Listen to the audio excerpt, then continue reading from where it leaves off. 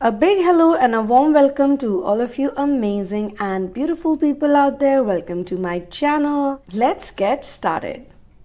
In this channeling session, first of all, we're going to talk about romance and love. Is love romance? Is love not romance? Then what is love? The twin flame ascension journey is basically created in such a way so that we can open our eye, not the eyes, but the eye, the third eye. Now, it doesn't mean that we literally have a third eye and it will open up like a physical third eye and it will show us everything. It's simple because we have the five senses, and these five senses are given to us so that we can perform the bodily functions, like our body can perform all the required functions. You don't have to literally give a command to your heart to start pumping blood into your veins. You don't have to tell your lungs to breathe. Body has many functions like breathing, surviving, watching. Like when you're walking on the street, you need your two eyes to see if everything is fine or not. And then we have blind people who don't have physical eyes, but they can still walk around and they can do a lot of their things very with ease actually after a certain point in time. In fact, those who are blind by birth, they are really independent, very hands-on with everything. I've seen them do literally everything that a normal person with two eyes, two physical eyes, working eyes can do. They can do as well. And those functions still automatically happen every single day. They happen in your life. That's because body is also a device that works on its own because of the five senses that you have. And for our soul and our mind that connect to happen with the body, with this device, we need to have our intuitive abilities, our intuitive gifts, our soul connections. We need to go within ourselves. So when your third eye is open, it means that you have found the ability to go within, because the actual universe, the actual world, or the actual reality of life is happening within you. It's not happening outside of you. For private sessions, personal readings, for guidance on dream interpretation, counseling, hand-holding sessions, and therapies, you can connect with me. And you can first check out the description box, and if once you check out and you're sure, then you can write to me at TheSunamoon@gmail.com. When it comes to twin flame intuitive readings, I prefer not knowing anything from you about your journey before the reading, so that we get the best and the most accurate answers that can boost your ascension journey. We will definitely discuss your twin flame experience during the reading. In case of therapies, it's very important you share with me different facets of your life and do the assignments that are given to you and help yourself be independent, to share without inhibitions, to heal without inhibitions, heal the wounded inner child, because the wounded inner child is the primary reason why as an adult you are going through the feeling of separation. So this is an imperative step, because all of this work leads to a 5D union, and without the 5D union, 3D union is not possible. You can get the book In the Name of Love, which has 5 channel twin flame stories. The spelling of love is not Love, because when I was writing this book and when I was getting it published, I don't know why it happened. I had no idea that a decade later I would be doing this type of work that I'm doing today. But I had a problem with the spelling of love, because it would remind me the typical love that we see around us. So I changed the spelling to LUUV love. So love, like how you write in text messages. Anyway, so this particular book has 5 channel twin flame stories, which are based on 5 different types of twin flame dynamics that are mostly seen. So it is meant to uplift you. It is meant to give you confidence and courage that you are fine. You're doing fine. And they are very interesting stories. So this book's link is given in the description box, along with the links to other YouTube channels that I'm working on currently, Ramayana and Mahabharata Diaries and the TheSunamoon vlogs. Because as much as food is important for body, the right type of content is required for the mind. We need to deprogram negativity and keep up with the ascension lifestyle, or else you can even get married to your twin flame but still fall into separation. So friends, ascension is a lifestyle. So when you get into the ascension journey, basically your sixth sense or your extra sensory perception, it starts working, it starts functioning. And symbolically, when you say your third eye is opened or your Ajna chakra is unblocked, or you can see everything, your intuition power is very strong, it means that you are able to see the real world now. The real world, which is minus of illusions and delusions. So most of the things that you see around you are basically a result of societal programming. They are not really the right things, actually. Now, if you are a true ascensioner, you must have spent your whole life trying to figure out a lot of things that literally did not make any sense. But you were doing those things because everybody was doing it. So you were literally, as a child, you might have even asked your adults, the adults around you, questions like, what is this and what is that and why do we have to do this and why do we have to do that? But you never really got a wise answer or a satisfactory answer. But if you would not want to do certain things, you would not want to participate, you would see that some kind of drama would, be around you. And sometimes, in fact, most of the times, the drama is not even about you. The drama is about the adults. So you feel like these people probably need more attention than I need. So why don't I give them this attention? And when you're doing this, you start getting disconnected from your extrasensory perception that you're born with. Most twin flamers, ascensioners, star seeds, light workers, all of these people, they are born with an extrasensory perception. And again, I'm not saying all of this because I want people to feel superior, because the next thing that I'm going to say is it's going to make you relate to all the pain or the suffering that has tortured you or troubled you throughout your life. Only because you had this extrasensory perception, you stood out, and that's the pure reason why you suffered, because you were too different for other people's knowledge or understanding or level of wisdom. So you became a scapegoat, or you became a child, or maybe you felt these things, because when you heal yourself, when you start healing your wounds and your inner child is happy again, you don't feel any of that. You feel it, but you feel it in a very different way. Now it's more about living a practical life and protecting your energy, because you need to protect your energy. You're going to meet all types of people, and when your third eye is awakened, or when your extrasensory sixth sense starts working. Now this is not the sixth sense that is shown in the horror movie Sixth Sense, where you start seeing dead people around.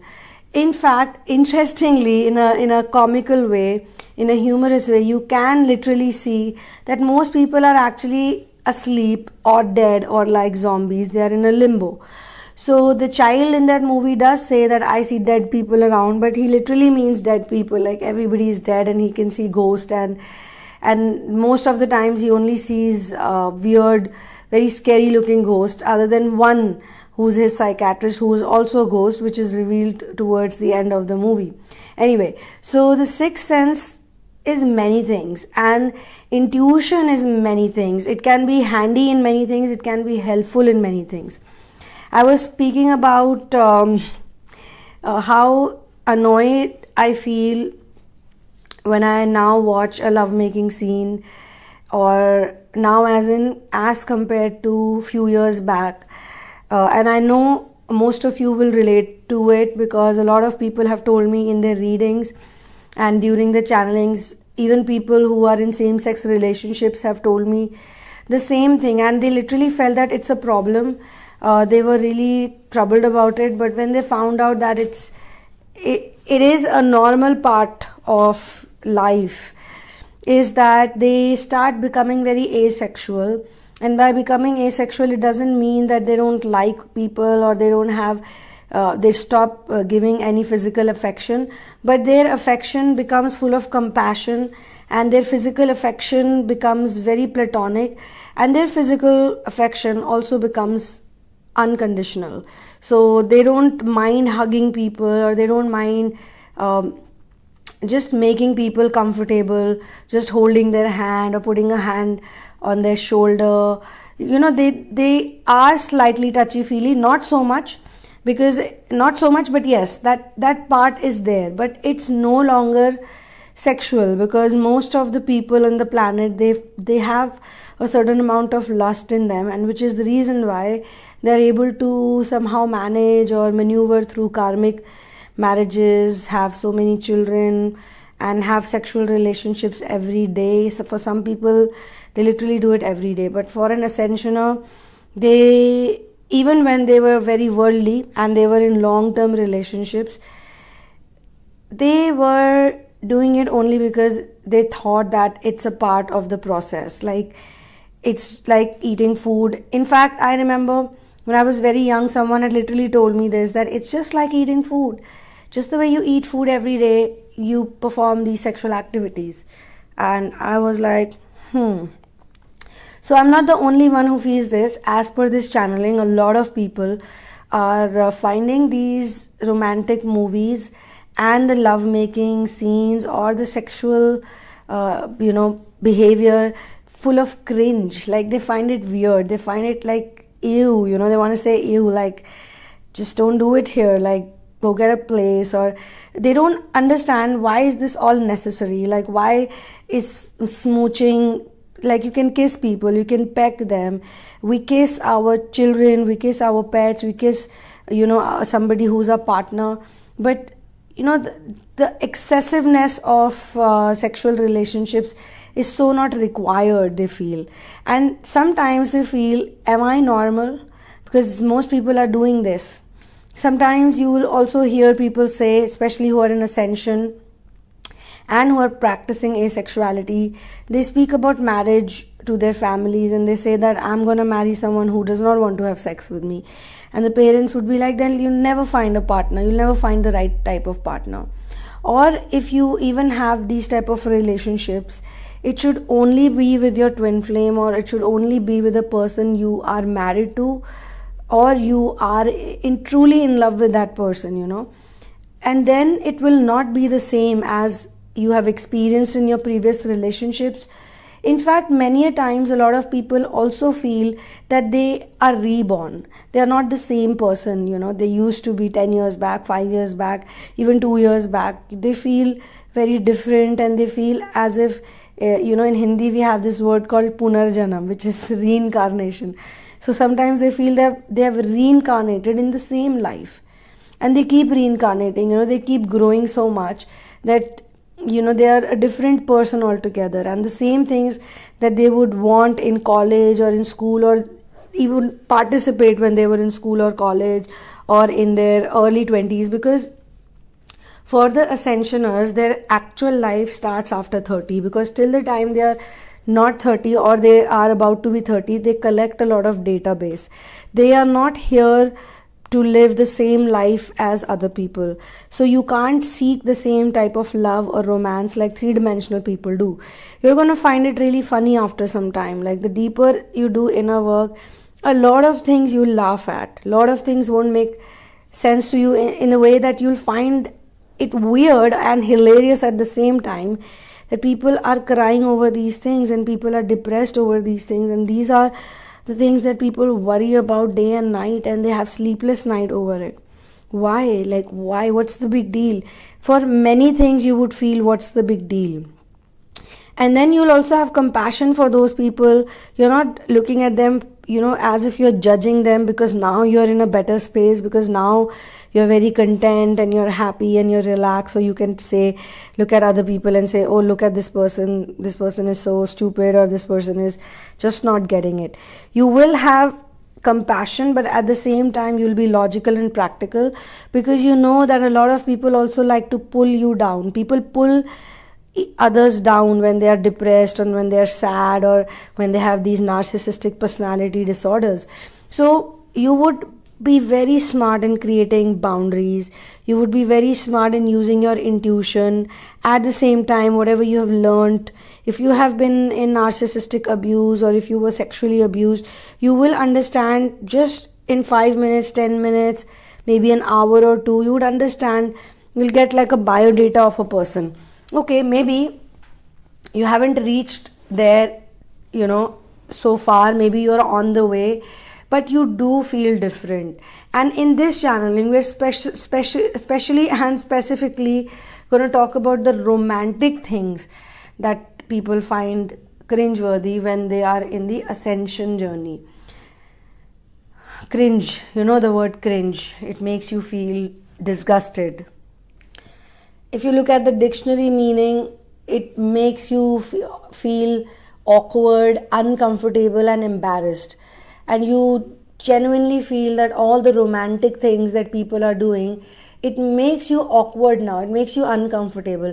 And not uncomfortable in a sad way. Like before the inner work, you would feel uncomfortable, but you would feel, oh, why I don't have this type of love in my life? Why my boyfriend or my husband or my partner does not do these type of things? Like, for example, you see, let's make a comparison. Like, before your ascension progress happened, you would look at a man giving flowers to a woman and go like, oh, he's so cute, he's giving such a beautiful bunch of flowers to his partner. And after you are into ascension work, you would look at those flowers and you would feel bad about it. Like, what a waste of money and what a waste of all these flowers, Like, flowers look so nice in the pots or when they're growing in the plants. Like, why do you have to pluck such beautiful flowers and make a bouquet out of it and give it to someone only because after some time they'll just throw it away, because eventually you have to throw them away. They will not bloom anymore. They only bloom for a certain period of time, or they remain in that shape or that color, whatever, for some time, maybe 2 days or maybe 3 days if you put them in a vase or something, but eventually it's a waste, and that's how you will think. That's not how a 3D person would think. A 3D person would still think like, this is so sweet, my partner, he gives me flowers every now and then, oh my god, he's so loving. And you're gonna go like, that's not loving. I mean, that is like, that's unnecessary. That's literally not required. Similarly, many such things would happen to you, as I mentioned, unnecessary, like showing off of your private moments in public places. And I'm not being a judgmental lady who goes on telling people that don't do this, don't do that. It's just that you don't want to do it. If somebody else is doing it, you would be like, okay, if they want to do it, what can I say? I can't just go and tell them that, please guys, get a room. I don't even know those people. But you're going to find it either very funny or you're going to find it very cringy, and you would not want to bother about it. Like, if you really see two people doing certain things which you don't understand anymore, and it's not that you haven't done this before. You probably have done this before. And maybe back then also, if you met a very romantic guy, you were never very comfortable with him, because all of his romance and all of it would sound very intense and strange to you. So when you get into the twin flame runner chaser dynamic, sometimes while you're doing your inner work and while you're healing your wounds, you might understand the DM's perspective too. And you should actually, eventually you should.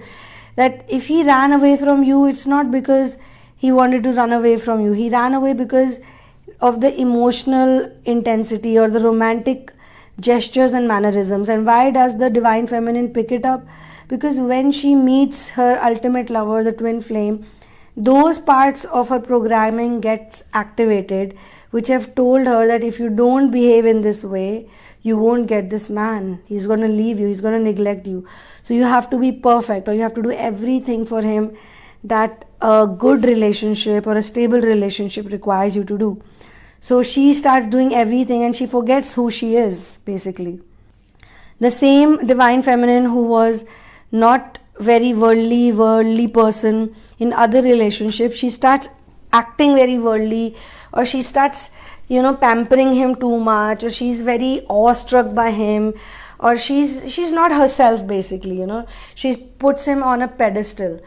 And all of this is shown in movies to a great extent, where they put the partners on a pedestal, and it's all about the looks, it's all about the body, it's all about everything else but the soul or a person's nature. So they show this very superficial type of romance, which is just on the surface. There is no depth in this type of a romance, and that's the reason why it becomes cringeworthy for you, because you would not want to be in that type of a situation again. You would want to be with a spiritually mature person who is in his complete energies, who's awakened, who's mission oriented. The more further you go in your journey, the more you would fall or want to fall for a person who's mission oriented. And maybe your twin will also change. If your energies change, you become mission oriented, and he watches you, or he gets to know that you're doing certain type of things in life, he will also change drastically, if he is the one. If he's not the one, if he turns out to be a false twin, or sorry, or if there are other potential partners that just come in your life and you're still confused, if who is your twin flame, you would start noticing that you will also have an impact on other people. You're going to inspire them for mission work, because these things are going to make you happy. When you do your mission work, you'll feel unconditional love, you'll feel gratitude, you'll feel positive energy, you'll uplift very fast, and you'll realize that the only reason you have not been doing those things is because you were only looking at the world from the two bodily eyes that are given to you, which are technically for the body's well-being and the body's functioning. But you've depended way too much on it, and you've started assuming or thinking that whatever I see in the outside world, in the worldly world, that is the correct thing. What I feel, what my intuition tells me, that may not be so correct. So this notion changes, and when this notion changes so drastically, you're no longer the same person, and when you're not the same person, your priorities shift and your energy shift. With your energies, your priorities shifts, and your reaction and response also shifts hugely. You're not gonna be sad about the things that used to make you sad 11 years back or 5 years back. Those things that you were literally things that you got that made you do inner work, deep inner work, those things don't matter to you anymore. So you question yourself, like, what is happening to me? Is this what happens in a twin flame journey? So in the twin flame journey, for divine feminine specifically, they become very practical and very logical, and at the same time they're connected to source via faith. Okay, for the divine masculines, because they lack the emotional side and they have too much of logic and practicality, they are going to increase, little bit of emotion will increase, their empathy will increase, they will start understanding other people's perceptions, and they'll start realizing that everything is not happening only from their viewpoint.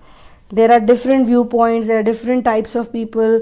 It's not just a black and white area, that they're looking at. There is a certain gray area also that they need to look at. And so yes, on this note, I would be closing this channeling session. If you are going through all these emotions, like either you are finding it hilarious, or you're finding it funny, or you're very awkward, you don't think you can do it anymore, or you simply find the romantic situations very cringy, then welcome to the world of ascension. You are shifting, you are changing, and that's a good thing. So thank you so much for being here with me. One love and peace out.